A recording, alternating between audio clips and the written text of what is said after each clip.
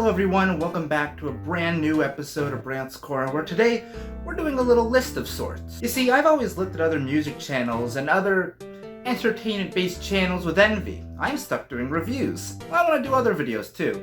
So this is the start of that. This is the 5 albums that everyone else loves that I personally just can't stand. Now, in a week I'll do the opposite of this, where it's the 5 albums that I love that everyone else seems to hate, or at least overlooked. Now keep in mind, these are not just overrated albums.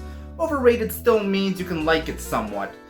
For me, these are albums that I don't like at all. Overrated albums, which we might get to sometime, would not really necessarily fall in here unless I really don't like them. Some examples of albums that I do like that I still think are overrated would include this, and especially this. But those won't necessarily be on today's list because I still like them. These are albums I don't like at all. Now keep in mind, these are not ranked from best to worst or anything like that.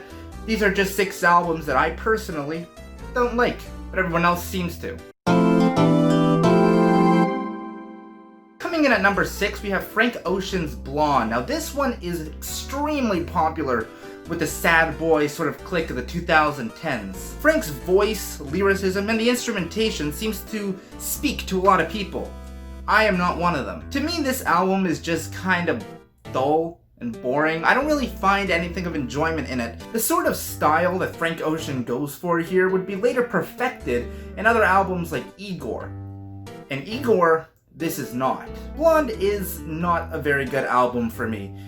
I don't necessarily love Ocean's voice. Sure, it's clear and it's pretty, but like, there's just nothing really there to catch my interest at all. And it just kind of seems like it's trying to say more than it actually is. It's not a necessarily bad album, and it's not one that I think is the worst, but I don't like it, and everyone else seems to. I'll be hard-pressed to find another person who really doesn't like Blonde the same way that I do, especially around my age. You see, a lot of young adults adore this album.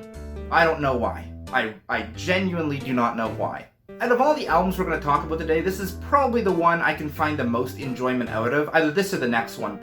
From here on out, these are albums I get no enjoyment from whatsoever. The next album we're going to be talking about is another one that I could probably find myself liking a couple songs here or there, but overall I genuinely dislike it, and that would be LCD Sound System's This Is Happening. Now this album came out after their 2007 masterpiece, Sound of Silver, one of my favorite albums of all time.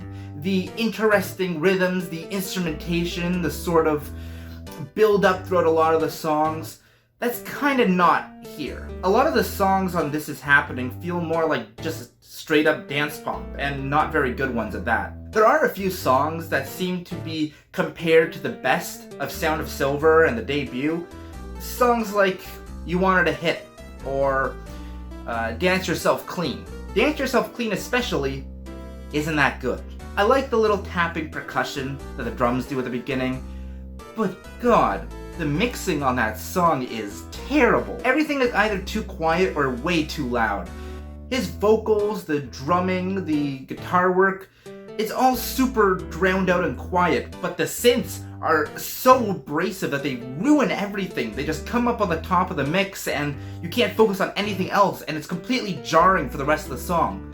The mixing on Dance Yourself Clean is abysmal. Now there are a few songs here and there I can find some enjoyment out of.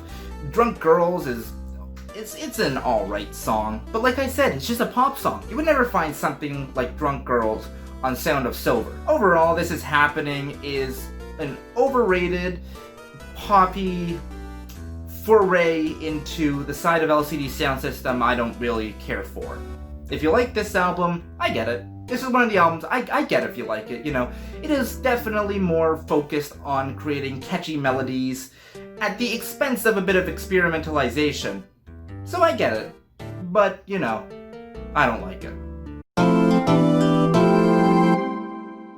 The next one we're going to talk about is another one that's going to get me a lot of shit for not liking, and that's Tame and Paula's Lonerism. A lot of people love Tame and Paula. They're known as one of the best bands of the 2010s, which could not be further from the truth, because they're actually awful. And what I mean by that they're actually awful is that I don't like them, but they have some talent. They have a few good songs. They know their sound, they know their audience, especially when they switched over to Currents and became a bunch of 20-year-old BuzzFeed writers' favorite band. But in these days, they were known as kind of like the Stoners band.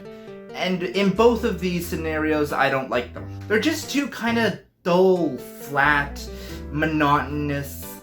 And it's not annoying, it's just so painfully boring. I don't find anything interesting in any of the songs presented.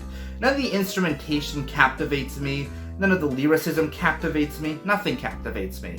It's a very dry and dull album. Like I said, this is another one where I get if you like it. It can be very soothing, calming, relaxing, but for me, if I'm going to listen to that kind of music, I'm not really going to go to psychedelia. I'm going to go to lounge or shibuya-kai. So, for me specifically, this doesn't do anything. It's not a good album for me. It's a good album, it's well made, not for me. Unlike... Oh boy, I'm going to get torn apart for this. Yeah. Animal Collective, Merriweather's Post-Pavilion, was at one point one of the greatest albums of the 2000s. Everyone loved it. You couldn't go anywhere without somebody saying that Merriweather Post-Pavilion was better than your favorite album. Well, guess what? It's not. It sucks. All of the instruments are level at about the same, so you just get a wall of noise, and it's not captivating. There's no distinctive rhythms you can even drown out from the overwhelmingly loud pop. And it's so smug about how loud it is, like, or at least all the fans are smug. Like, this is the evolution of pop music, bro. This is loud pop. We've never done this before. Shut up. It's not good. Just because it's loud and just because it's experimental doesn't mean it's good. It's actually pretty bad. Every single song just lasts for so long, it doesn't go anywhere, it's monotonous. It's like the no wave of dance pop, except I actually like no wave because it's interesting. This is just boring and loud and obnoxious, and it hurts to listen to. It's the equivalent of Be Here Now, just an overdone, bloated garbage fest. Merriweather Post-Pavilion was never good, and you're kidding yourself if you ever thought it was. So now we're gonna dip kind of into the older side of things, talking about a 1980 album, Joy Division's Closer. Now, Unknown Pleasures is kind of overrated as is, but at least that has Disorder, so I can't really rag on it too much. Disorder is one of the greatest songs of the 70s, and alongside Love Will Tear Us Apart is one of the only great Joy Division songs. Closer is Unknown Pleasures, but boring. Really boring. It's so drab, it's so dull, there's nothing of enjoyment. It's the equivalency of eating white bread. And I know I've called other albums boring in the past, but this takes it to a whole other level. It's not bad. There's nothing bad about the album or the production or anything like that. It's all good. It's just so unbelievably boring. There's just nothing to talk about. It's so dull. It's so drab. This isn't one of my least favorite albums or anything like that. I don't think it's worth it, you know? There's nothing necessarily that pisses me off in the album, or there's nothing that makes me angry or mad or anything like that. It's just so boring. So boring. So this one was put at number 1 for a reason, because it's going to get me in a lot of trouble. This is by far the most loved album on this list. By far, and I can't stand it. We're talking about The Low End Theory by A Tribe Called Quest. Now, this album was important. That's an understatement. This album was extremely important to the history of rap, the history of hip-hop, but that doesn't make it good. There are a lot of 80s and early 90s rap records that I love. A really notable example is Public Enemy, It Takes a Nation of Millions. It's a fantastic record. A lot of the production on Paul's Boutique is great too, even if I hate how the Beastie Boys rap. And stuff like NWA, Ice Cube. I love those guys. I like 80s and early 90s hip-hop. What I don't like is boring production, terribly mixed vocals, and being boring. I know I use that word a lot, but that describes a lot of the albums I genuinely don't like. And I don't think anyone could argue any of these albums are genuinely bad, except for maybe Merriweather Post-Pavilion. That is a pretty bad album. But apart from that, I don't think there's any albums on here you could necessarily describe as bad. It's just very underwhelming and very boring and a pain to get through. There's not really any enjoyment I get from listening to A Tribe Called Quest because everything that they did, Public Enemy and NWA did better. The vocals are terribly mixed underneath the entire beat, and every single beat is completely underwhelming. There is nothing to any of the beats. They are just... I don't want to hear that for 30 minutes. I don't want to hear that for 40 minutes. Just give me more interesting production.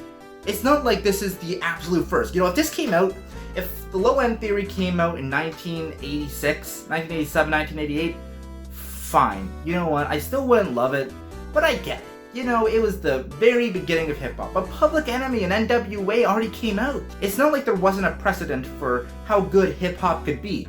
There was. NWA and Public Enemy said it. And A Tribe Called Quest did not meet that precedent. And for the record, the only A Tribe Called Quest album I like is their 2016 Comeback album, which was actually really good because they shook things up and made better beats, made better production, and it sounds a lot more fresh. A Tribe Called Quest The Low End Theory has aged very poorly. Everything that it did, there are countless albums that did every single little aspect better.